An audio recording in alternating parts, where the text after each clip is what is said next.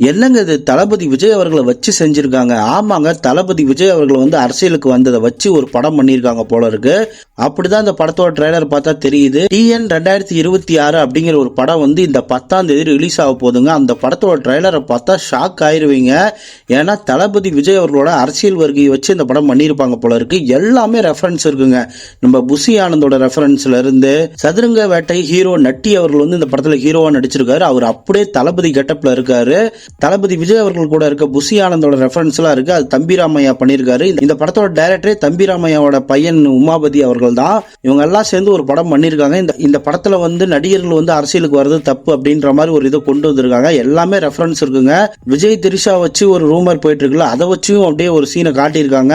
எலெக்ஷனுக்காகவே இந்த படம் எடுத்தாங்களா இல்ல இந்த படம் எடுத்து முடிச்சு எலெக்ஷனுக்கு கரெக்டான டைம்ல வருதான்னு தெரியல. ஆனா கரெக்டான ஒரு ரிலீஸ் டைமா அமைஞ்சு போச்சு உங்களுக்கு.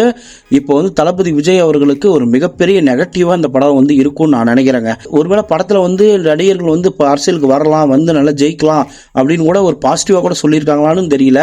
ஆனா ஃபுல்லா நெகட்டிவா இருக்க மாதிரி தாங்க எனக்கு தோணுது. இந்த ட்ரெய்லரை வந்து நீங்க பார்த்துட்டீங்களா? இதுல நீங்க என்ன நோட் பண்ணீங்கன்னு சொல்லுங்க. நிறைய விஷயம் வந்து ரெஃபரன்ஸ் இருக்கு. நீங்க நோட் பண்ணதை மறக்காம கமெண்ட்ல சொல்லுங்க.